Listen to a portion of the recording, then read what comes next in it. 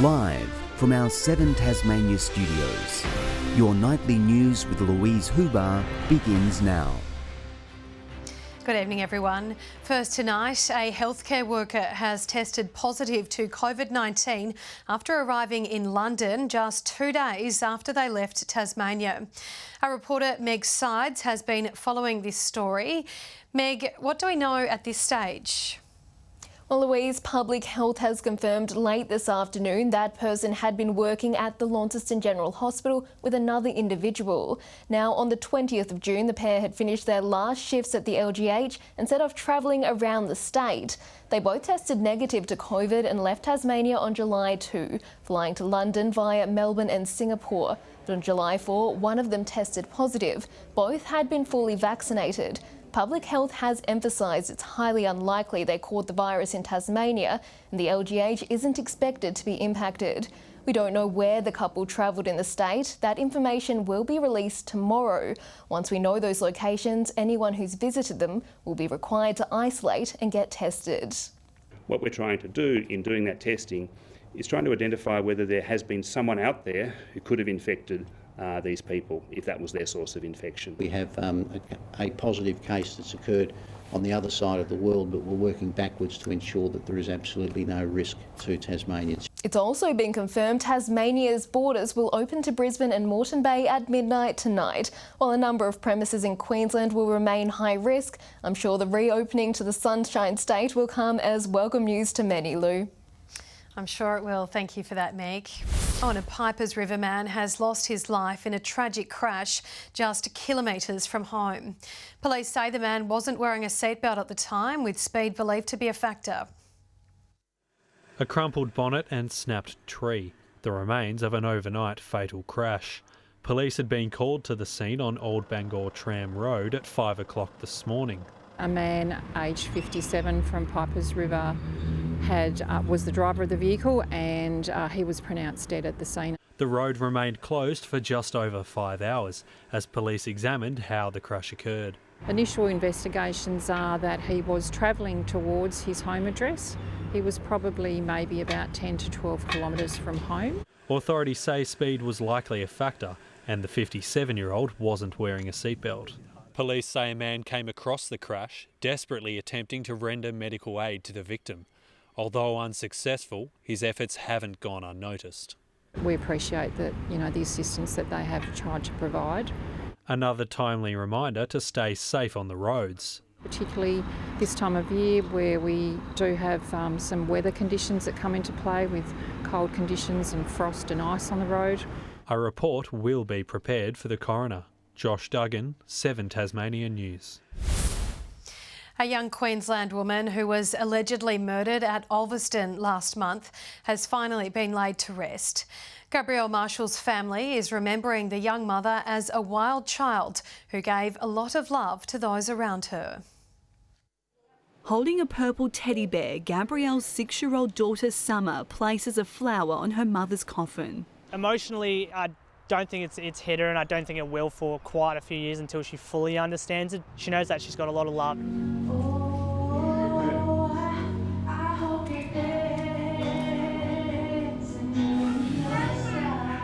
Family and friends of the 23-year-old gathered in Brisbane under tight COVID restrictions to celebrate her life. Our hearts are being shattered, our lives are in pieces. You're one of a kind, a mischievous angel. If I can turn back, if I could change time, I would be there with you. Our beautiful little princess will always love you. Gabrielle Marshall was allegedly stabbed to death in the early hours of June 15 by a man she didn't know. She had only moved to Tasmania 3 weeks earlier to start a new chapter of her life and had been staying with a friend and the friend's 2 young children when the alleged attack happened. Her brother says they're all still struggling to come to terms with her death. It's still obviously quite raw. It's been three and a bit weeks. I think it's always going to be raw regardless of how long it goes. For those that cared about her and those that she loved, she had a lot of love and affection for. The family says Gabrielle will continue to live on through her daughter. Your baby, our treasure, safe she will be. All of our love she has guaranteed. Your beautiful heart and soul may be gone. Memories of you will always live on. Rest in peace, Gabby. Letitia Wallace, 7 Tasmania News. 3 police officers have been injured during the dramatic takedown of a knife-wielding man in last night's Port SORELL siege. The 41-year-old spent 12 hours walled up inside the home when he finally moved out onto the driveway.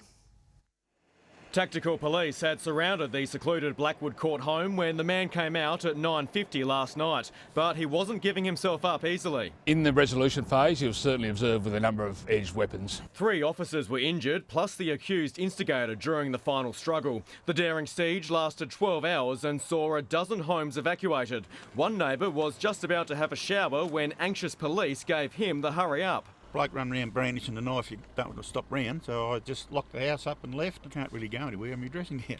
Now in custody, the 41-year-old will face assault and family violence charges. A woman and child who managed to flee the house and alert police were taken care of by the force. We've obviously been in contact with them all day.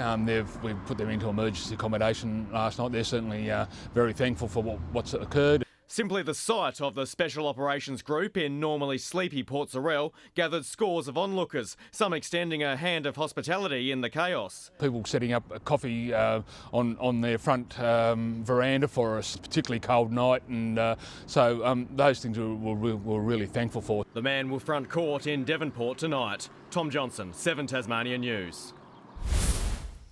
A burst water main has caused chaos on the busy North Hobart Strip, with around 50 properties impacted. A torrent of water poured down Elizabeth Street after the main burst at around 2:30 this afternoon. Businesses were left fearing their shops would be flooded as Tas water crews rushed to investigate the cause.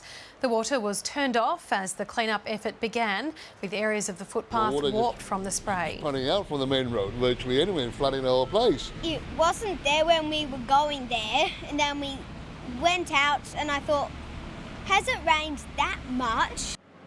Water was expected to be restored to the area by 6 o'clock. A formal agreement between Tasmania's Aboriginal community and the state government is edging closer. To mark the end of NAIDOC Week, a packed meeting of delegates, including former Governor Kate Warner, discussed the conditions of a potential treaty.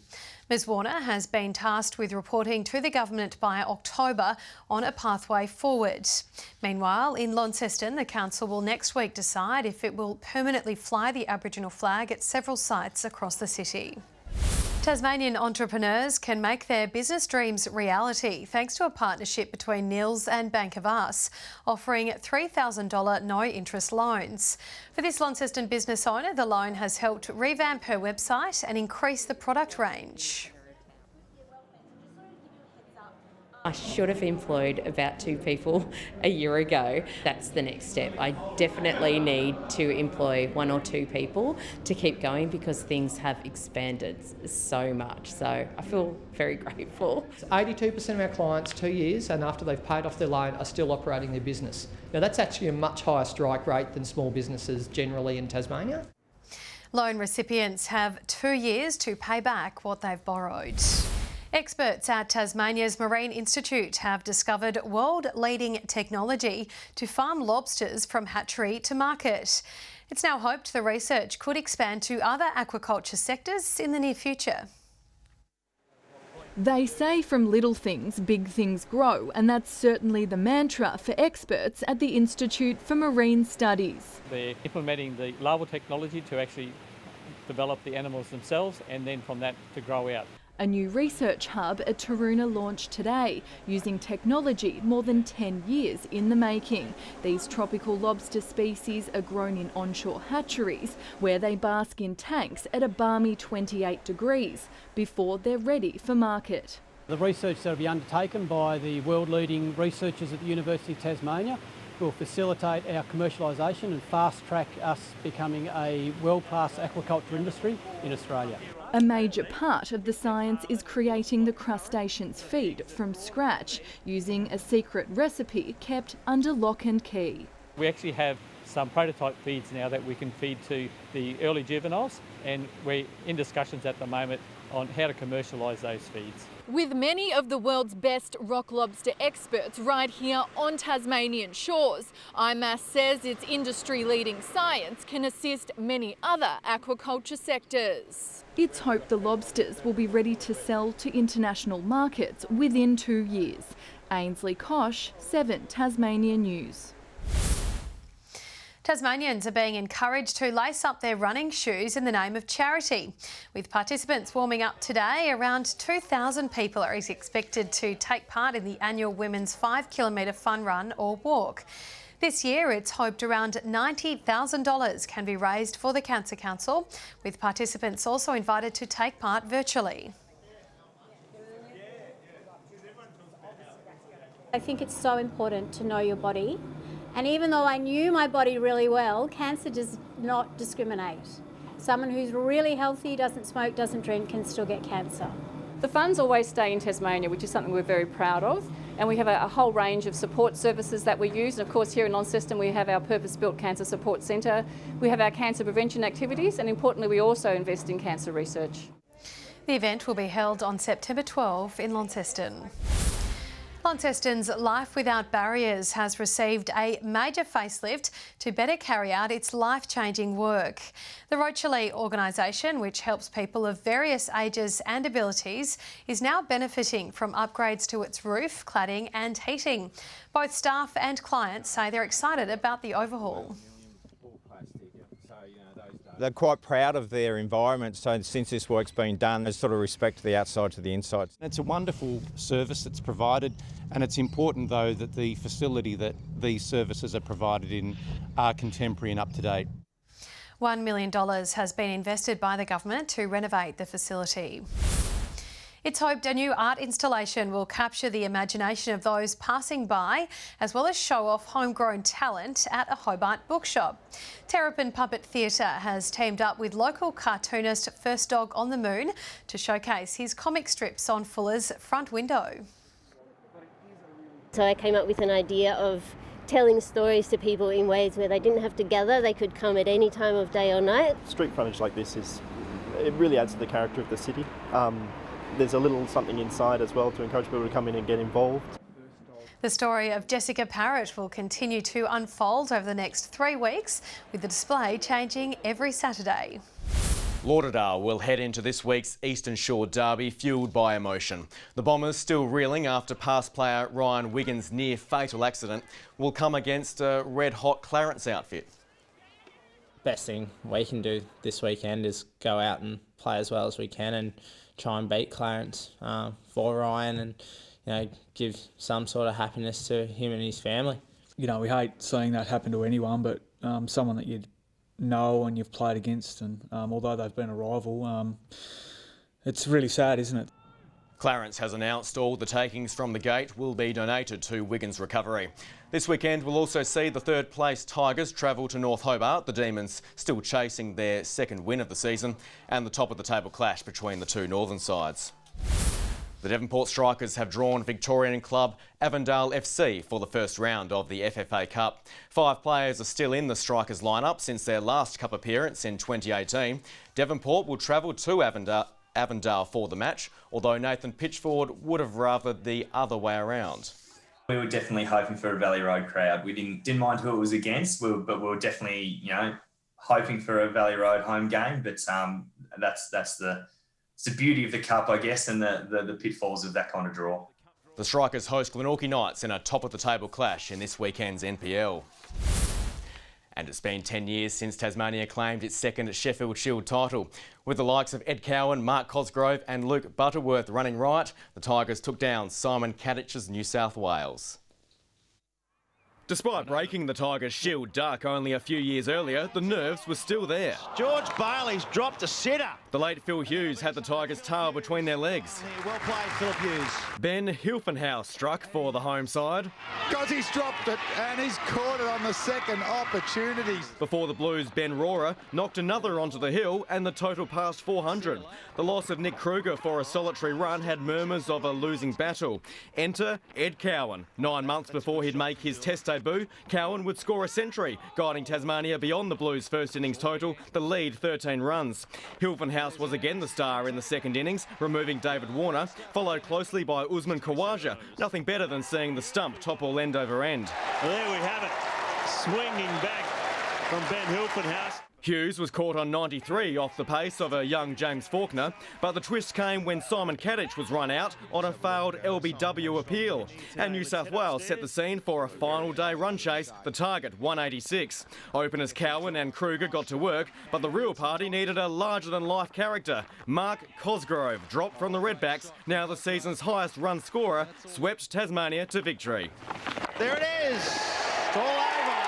Mark Cosgrove hits the winning runs. A 7-wicket win, the famous shield back in Tasmanian hands. But the real reason we chose this flashback is for Cosgrove's jumper in the wash-up. In fact, there were a few rippers going around at the pub that day. Even better, given the team's genuine bond. What you see today is one of the things you probably won't see in another state. This state was truly the toast of Australian cricket. Yeah, nice words from Cozzy and an even nicer top, I'm sure you'd agree, Louise. I'm sure you got a few of those. Thanks for that, Tom. Good evening. Well, we're certainly settling into winter pretty well at the moment, aren't we? And, oh, boy, it's been good without the wind blowing, though. Hobart, 10 degrees, Launceston and Burnie, 12, and Devonport, 13 today. 14 the maximum at Smithton and the Bass Strait Islands, Friendly Beaches and Strawn, 12. Low Head and St Helens, 11. Ooze only 7, that's 5 below average. Lyawini, -8, started us off today. The Bass Strait Islands and the northeast of the state found a little cumulus cloud today, mostly clear for most of the state.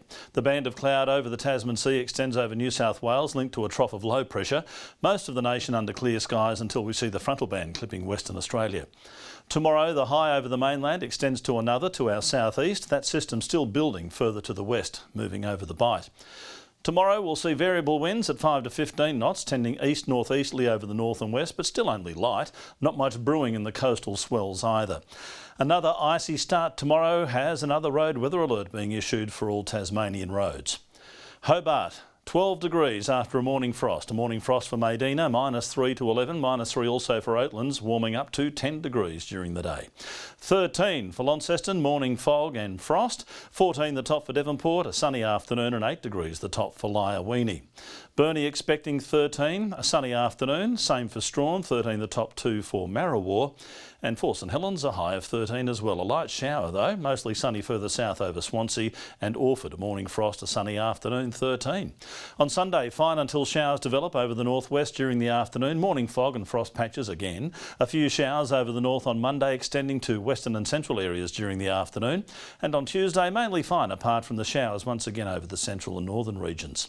A few showers clearing from Perth. Morning fog for Adelaide, showers in Sydney, a windy, sunny day forecast for Brisbane. And currently Hobart clear and 3 degrees, but it hasn't cooled down yet. Launceston clear and 5, and Devonport mostly clear and 6 degrees. Look at these temperatures, Louise, well below average. In fact, today I felt well below average around the ears and the back of the neck. Pretty cool. Your hair does look great, Murph. You might have to wear a beanie into work though next week. That's all your news for now. I'll be back later with updates. Thanks so much for joining us. Good night.